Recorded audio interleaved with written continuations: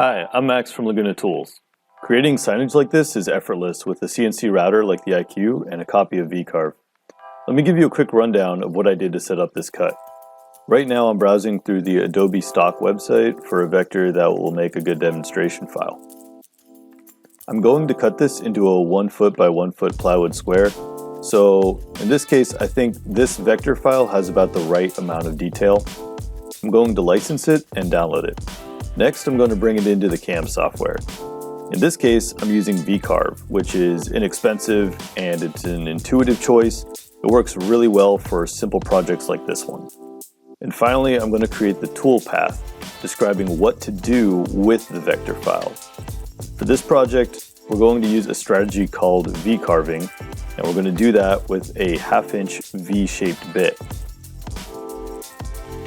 And now we're ready to take this program out to the CNC.